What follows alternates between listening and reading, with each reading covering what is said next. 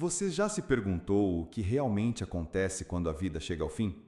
Será que a morte é o fim absoluto ou apenas uma passagem para algo muito maior? Segundo a Organização Mundial da Saúde, cerca de 150 mil pessoas morrem a cada dia no mundo. E essa certeza universal da morte ainda desperta medo, mistério e perguntas que atravessam séculos. E se tudo que você pensa sobre a morte estivesse incompleto? E se a verdade sobre o fim da vida pudesse transformar radicalmente sua forma de viver? Neste vídeo, vamos explorar o que as tradições espirituais mais profundas nos ensinam sobre a morte, não como um fim, mas como uma transição sagrada. Prepare-se para uma jornada que desafiará suas crenças e abrirá a porta para uma nova compreensão da alma, do propósito e do despertar da consciência. Antes de começarmos, não se esqueça de deixar seu like, compartilhar este vídeo e comentar suas experiências ou dúvidas sobre esse tema tão universal e vital. Sua participação faz toda a diferença para esta comunidade crescer e se fortalecer. Desde que o ser humano se entende como consciente, uma pergunta ecoa no íntimo de cada ser: o que acontece depois que morremos? Essa não é apenas uma curiosidade, é uma das maiores inquietações da humanidade. Você já percebeu como evitamos falar sobre a morte? Nosso mundo moderno construiu muros invisíveis em torno desse tema, como se ignorá-lo pudesse, de alguma forma, nos proteger dele. Mas no fundo, sabemos. A morte é a única certeza que carregamos desde o nascimento. E, paradoxalmente, aquilo que mais tememos é também o que menos compreendemos. As religiões, filosofias e tradições espirituais, desde os povos ancestrais até os dias de hoje, dedicaram-se profundamente a responder essa questão. Afinal, se a vida tem um propósito, a morte também não poderia ser apenas o apagar das luzes.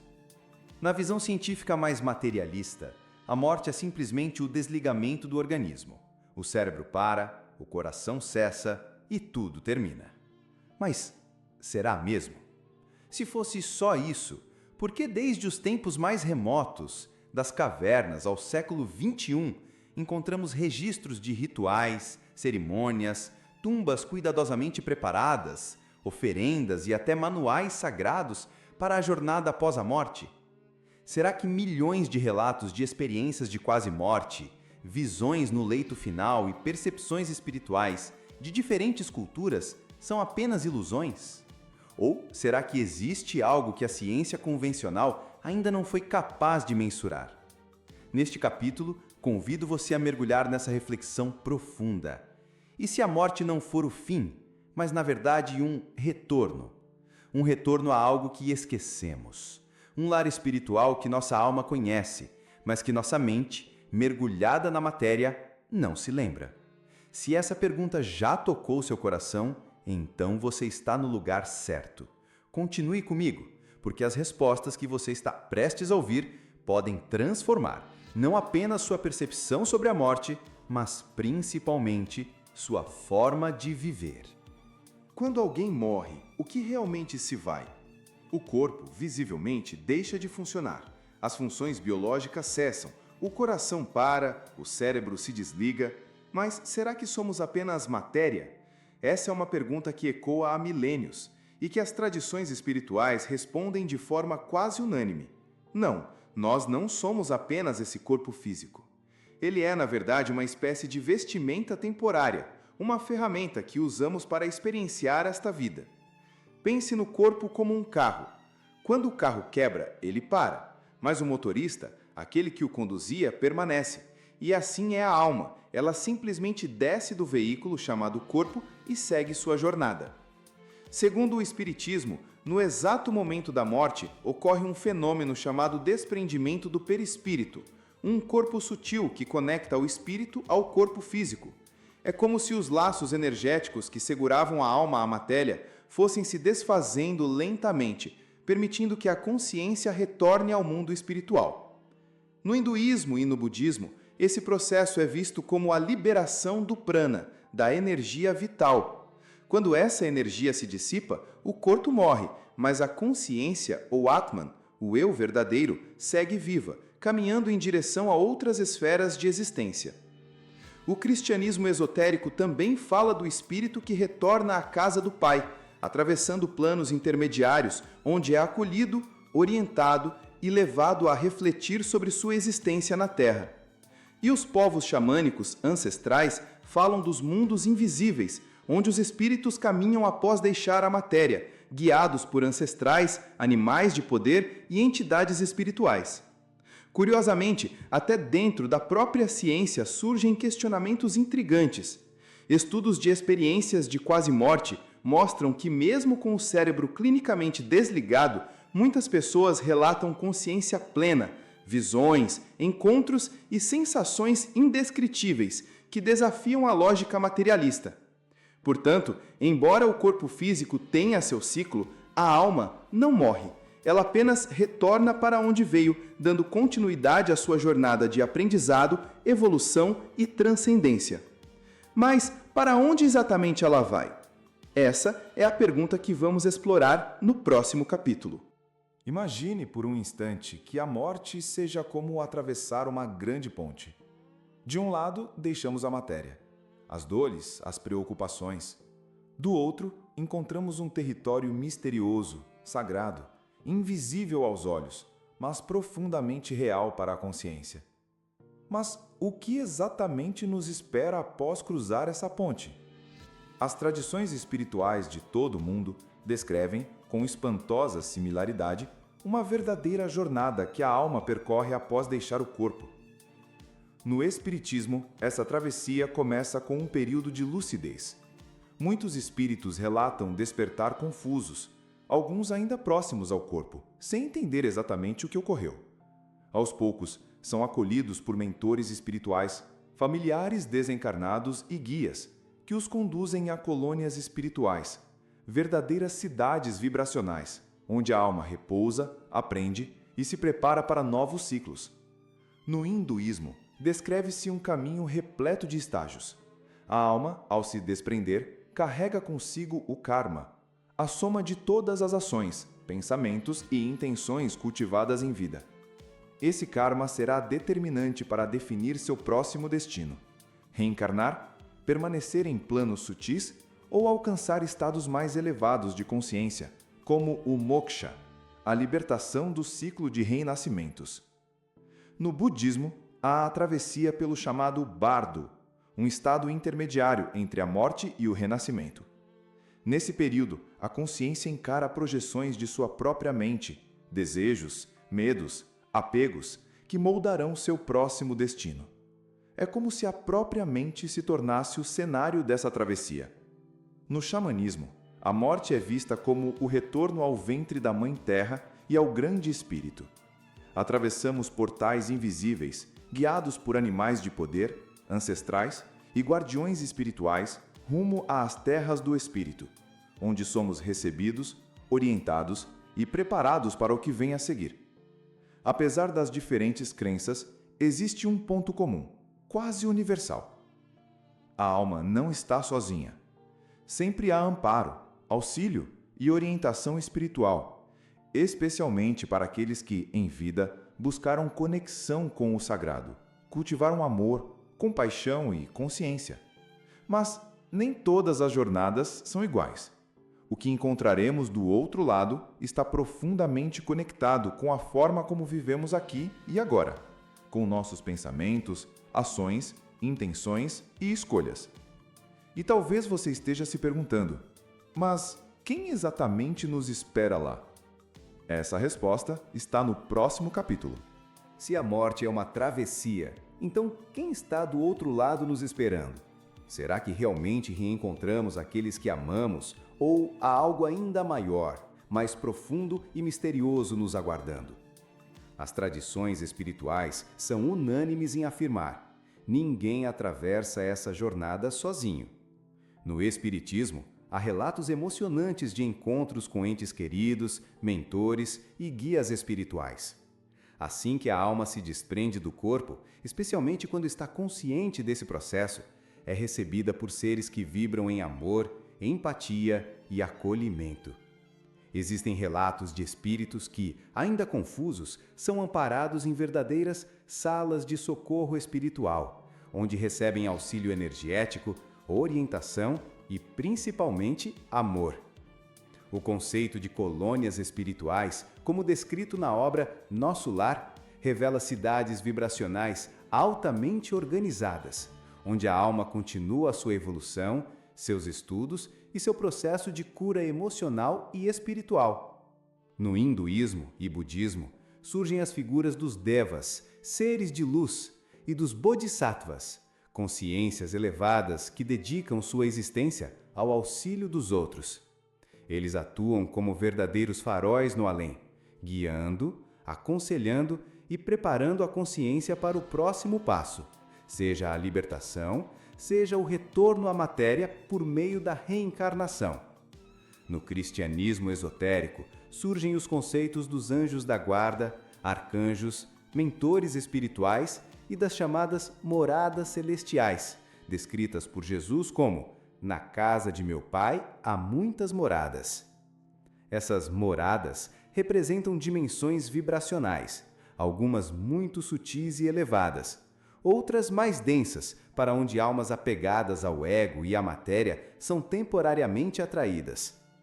O xamanismo, por sua vez, fala dos encontros com os espíritos ancestrais, animais de poder e guardas dos portais espirituais. Para eles, a travessia após a morte não é apenas um deslocamento, mas um reencontro com a própria essência, com a linhagem espiritual e com um grande espírito, a fonte de toda a vida. E existem ainda os relatos contemporâneos das chamadas experiências de quase morte, EQM. Pessoas que estiveram clinicamente mortas relatam com detalhes impressionantes encontros com seres de luz, sensação de amor incondicional, revisões de suas vidas e uma compreensão profunda de que a existência vai muito além da matéria. Mas é preciso compreender que essas experiências não são iguais para todos. O estado de consciência da alma, seus apegos, medos, crenças e o grau de evolução espiritual moldam profundamente o que ela vivenciará do outro lado. Para os que viveram na ignorância, na violência, no egoísmo, a travessia pode ser desafiadora, passando por zonas de confusão, isolamento ou dor, até que sejam auxiliados, resgatados e conduzidos novamente para a luz. Mas para aqueles que viveram com amor, consciência e propósito, a travessia é sublime. É uma verdadeira volta para casa. E é aí que surge uma nova questão. Se não morremos, então por que voltamos? Por que a alma retorna, renasce, reencarna? É exatamente isso que você vai descobrir no próximo capítulo. Se a morte não é o fim, então surge uma pergunta inevitável.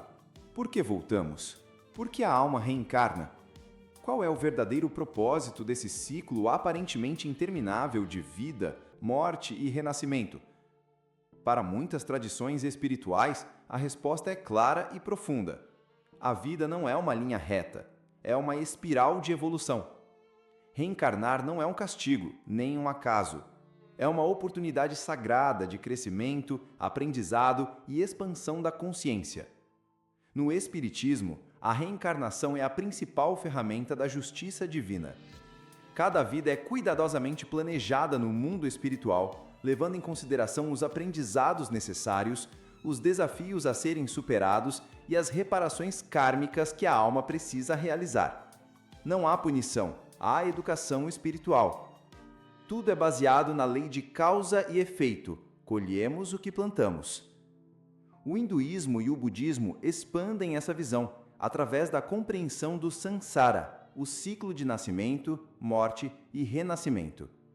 Esse ciclo persiste até que a alma alcance a iluminação, o despertar completo e se liberte do sofrimento e dos apegos materiais. Somente então ela atinge o moksha, no hinduísmo, ou o nirvana, no budismo, estados de libertação espiritual definitiva. No cristianismo esotérico, embora a reencarnação tenha sido apagada dos textos oficiais, registros antigos e escolas místicas cristãs falam claramente sobre o retorno da alma. Essa visão entende que Deus, como fonte infinita de amor e misericórdia, não condenaria ninguém a um único teste existencial. A alma volta para lapidar-se, para evoluir, para se tornar mais próxima do divino. Para os xamãs e tradições ancestrais, reencarnar é também uma escolha. A alma retorna para honrar sua linhagem, para curar feridas ancestrais, para alinhar-se com os ciclos da Terra e do cosmos e para completar missões que ficaram pendentes. Mas talvez a pergunta mais poderosa não seja apenas por que voltamos, mas sim o que estamos fazendo aqui, agora. Porque compreender que a vida é uma escola da alma muda absolutamente tudo. Cada dificuldade, cada dor, cada perda não são castigos, são convites à transformação. São lembretes de que nossa verdadeira natureza não é este corpo, este nome, este endereço. Somos consciências eternas, em processo de expansão. E saber disso deveria transformar profundamente a forma como vivemos, não acha? Mas então surge a reflexão final, talvez a mais poderosa de todas. Se a morte não é o fim, ela pode, na verdade, ser um despertar. E é exatamente sobre isso que vamos falar no próximo e último capítulo.